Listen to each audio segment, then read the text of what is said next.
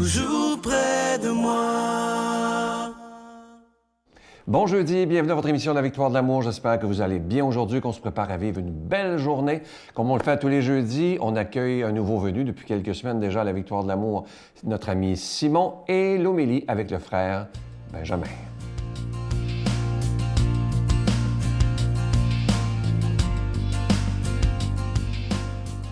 Bonjour tout le monde, on continue notre méditation du Credo et aujourd'hui, on va s'arrêter sur les mots « et en Jésus-Christ ». Jésus-Christ, ça c'est certainement très important. Commençons par « Christ » ou « Christ ».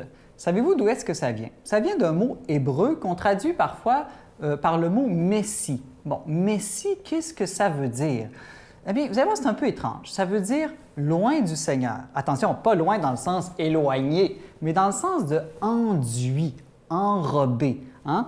Donc, celui qui est oint d'huile par le Seigneur. Oh, c'est étrange, hein, ça, on ne fait plus ça aujourd'hui. Mais il faut savoir qu'à l'époque de Jésus, on enduisait d'huile des prêtres, des prophètes ou des rois.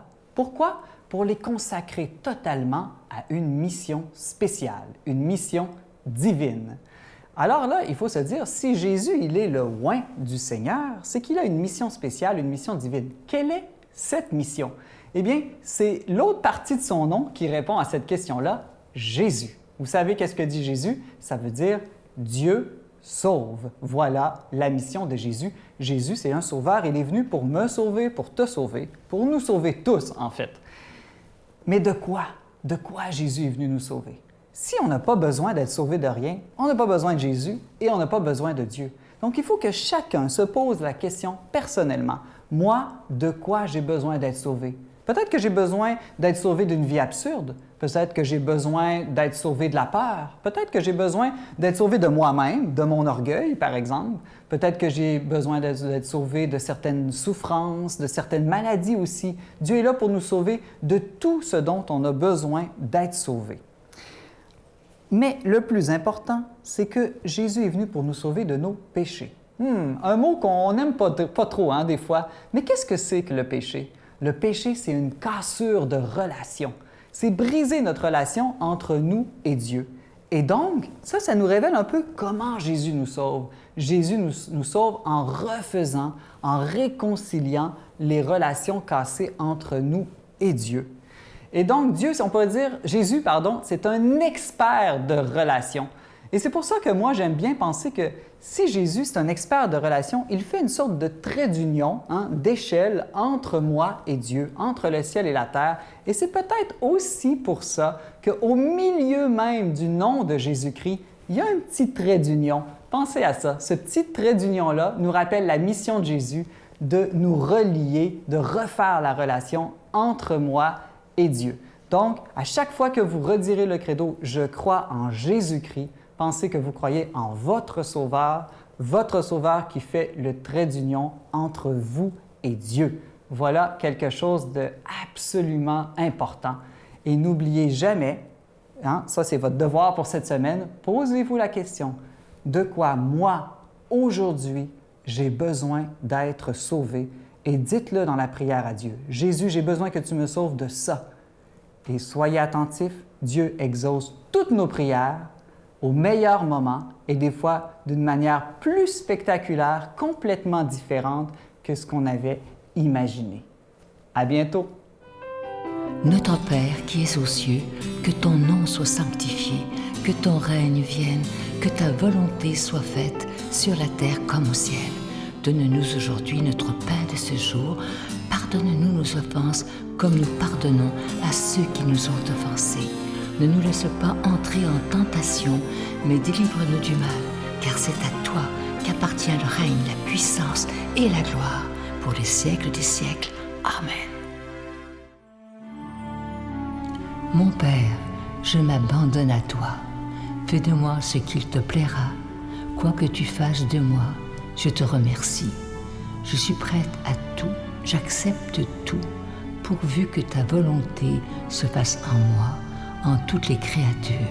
Je ne désire rien d'autre, mon Dieu. Je remets mon âme entre tes mains. Je te la donne, mon Dieu, avec tout l'amour de mon cœur, parce que je t'aime, et que ce m'est un besoin d'amour de me donner, de me remettre entre tes mains, sans mesure, avec une infinie confiance, car tu es mon Père.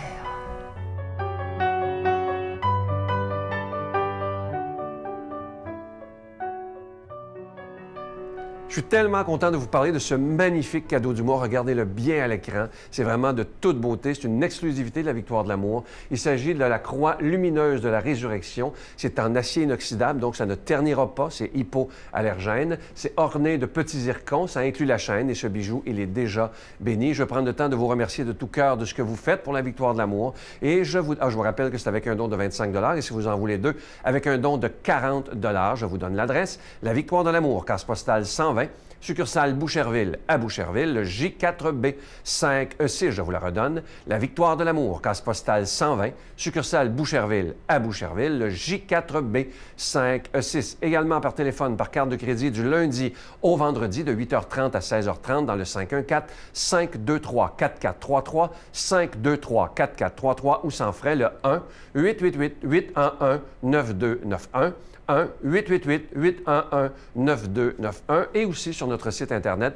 Vous savez que c'est une façon très rapide, sécuritaire et efficace de faire votre don, le www.lavictoiredelamour.org. Alors, je vous rappelle ce magnifique cadeau du mois, il est de toute beauté. C'est la croix lumineuse de la résurrection. C'est en acier inoxydable, orné de zircon. Ça inclut la chaîne et ce bijou, il est déjà béni. Et je vous rappelle que, étant donné que c'est en acier inoxydable, ça ne ternira jamais et c'est hypoallergène. Alors, merci de tout cœur d'être des protecteurs de la foi. Merci de donner des mains à la Providence, parce que si la Victoire de l'amour existe maintenant depuis plus de 26 ans, c'est pas grâce à moi, c'est grâce à chacun et à chacune d'entre vous. Et je veux vous dire des milliers de fois, merci.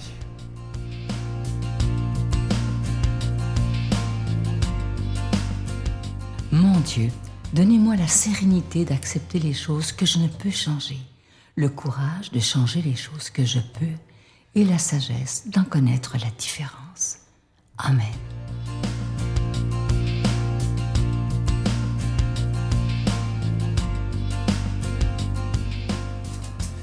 Évangile de Jésus-Christ selon saint Jean. Celui qui vient d'en haut est au-dessus de tout. Celui qui est de la terre est terrestre, et il parle de façon terrestre. Celui qui vient du ciel rend témoignage de ce qu'il a vu et entendu, et personne n'accepte son témoignage. Mais celui qui accepte son témoignage certifie par là que Dieu dit la vérité. En effet, celui que Dieu a envoyé dit les paroles de Dieu, car Dieu lui donne l'Esprit sans compter. Le Père aime le Fils et a tout remis dans sa main. Celui qui croit au Fils a la vie éternelle. Celui qui refuse de croire en lui ne verra pas la vie éternelle, mais la colère de Dieu demeure sur lui. Mes chers amis, aujourd'hui, il se trouve que ça me fait penser à un évangile que j'avais déjà eu la joie de commenter, qui est lorsque Marie-Madeleine déverse ce parfum sacré sur les pieds de Jésus. Et j'avais un petit peu indiqué qu'on pouvait vraiment voir là la logique d'excès et d'amour, la logique divine d'excès d'amour et de gratuité de Marie-Madeleine, et de l'autre Judas, qui a une logique de calcul, un peu de mesquinerie, voilà. Et aujourd'hui encore, et je dis souvent dans la parole de Dieu, on voit ces deux logiques, vos voix sont en dessous de mes voix, mes pensées sont aussi loin de vos pensées que les cieux de la terre, dit Dieu par la bouche de son prophète Isaïe. Et donc on a souvent ce décalage, et ce décalage il est là pour vraiment à chaque fois nous secouer, quoi. Vous êtes prêts à vous laisser secouer? Alors, là, aujourd'hui, on voit bien, il y a encore cette logique du ciel. On pourrait presque s'amuser à faire un petit tableau quand vous lisez. Vous voyez, c'est peut-être une chose, hein, des fois, on peut méditer, juste en lisant, ok, très bien. Mais parfois, méditer stylo à la main sur une Bible, un peu de brouillon, ou alors des passages qu'on imprime, ou sur une feuille à côté tout simplement, mais voilà, on entoure, on fait des liens entre les différents passages, et là aujourd'hui on voit bien qu'il y a d'un côté vraiment clairement cette logique divine, qui est celle de l'amour, on parle du ciel, on parle de vraiment cette foi aussi, la foi qui nous ouvre à cette logique divine. Et puis de l'autre côté, on a cette logique de la terre, une logique terrestre. Hein, et dans cette logique, il y a notamment ce qui reste, en tout cas dans cette logique, il y a la question de la colère de Dieu. Et ça, c'est quand même interpellant. Moi, je trouve ça fort et que Dieu s'adresse avec nous. Comment dire, il ne prend pas notre intelligence à la légère. Je ne sais pas si vous voyez ce que je veux dire. Vraiment, il s'adresse à notre intelligence. Il nous dit, mais réfléchissez bien, quoi. Soyez logique, en fait, mais la seule logique qui nous convienne, c'est une logique céleste, en fait. Et croyez, c'est plus intelligent de croire, quelque part.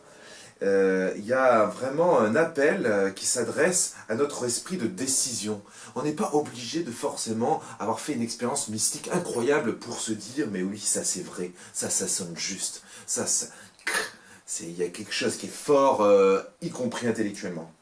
Vous voyez, donc je pense que Dieu, à travers, par la bouche donc, de Saint Jean, il interpelle nos intelligences, et c'est d'autant plus important que sinon on risque vraiment de se planter. On risque de se planter. Il interpelle notre intelligence comme un professeur interpellait son élève sur telle ou telle réponse qu'il a faite à un contrôle, à une évaluation. Il dit, mais non, mais là, tu n'as pas réfléchi comme il faut. Regarde, pourtant, on avait déjà dit ça en cours. Tu n'as pas fait le lien entre ce qu'on s'est dit, rappelle-toi, tati, tata, voilà. Et Dieu, voilà, il s'adresse à nous vraiment en nous interpellant. Et on ne peut pas parler de menace, mais il y a quand même cette notion de colère. Et vous voyez, je terminerai par ça, mais je crois que celui qui se refuse à cette vérité, finalement, se condamne lui-même. C'est ça la colère divine. Il se condamne à ne pas bénéficier de toute la beauté, de toute la richesse dans laquelle on peut baigner lorsqu'on s'ouvre à cette logique divine. Vraiment, quel dommage, il y a tellement de gens dans le monde qui sont loin de cette logique divine. Vraiment, prions que déjà nous-mêmes, on se renouvelle dans l'attachement à cette logique divine, et puis qu'on prie vraiment, parce que c'est tellement triste, mais vous vous rendez compte, c'est tellement triste que tant de gens n'ont pas capté que cette logique divine est bien plus intelligente que toutes nos logiques philosophiques. Bon, je vais être vulgaire, donc je m'arrête là. Allez, que Dieu nous bénisse, au nom du Père, du Fils et du Saint-Esprit. Bonne recherche de Dieu. Je vous salue Marie, pleine de grâce. Le Seigneur est avec vous. Vous êtes bénie entre toutes les femmes, et Jésus, le fruit de vos entrailles, est béni. Sainte Marie, Mère de Dieu, priez pour nous pauvres pécheurs, maintenant et à l'heure de notre mort. Amen.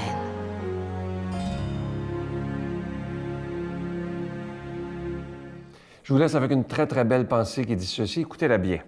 Sois prudent avec les mots que tu choisis d'utiliser. Une fois qu'ils sont dits, ils ne peuvent qu'être pardonnés, mais pas oubliés. Hein, c'est tellement vrai, ça revient à dire ce que nos grands-parents disaient. Tourne ta langue 7 fois avant de parler. Et si on faisait ça, on dirait beaucoup moins de niaiseries, ça c'est sûr, parce que parfois on en dit, hein, moi le premier, là, je m'inclus là-dedans. Mais c'est tellement important les mots qu'on choisit. Parfois, nous, on peut dire quelque chose à quelqu'un, ça ne nous blesserait pas, mais ça peut blesser une autre personne. Alors, il faut être très, très, très prudent avec les mots qu'on choisit d'utiliser. Je vous souhaite une belle, belle journée et je vous attends demain. Bye! Parce que j'entends souvent, on a hâte que ça revienne comme avant. Mais ici, ça revenait pas. Et ici, c'était une bonne chose que ça revienne pas comme avant. Ici, ça pouvait être encore peut-être mieux ou mieux adapté. Ouais. On ne sait pas, là. Je t'aime, c'est la main que l'on pose au creux d'une autre main. La vie, c'est toutes ces choses faites de petits riens.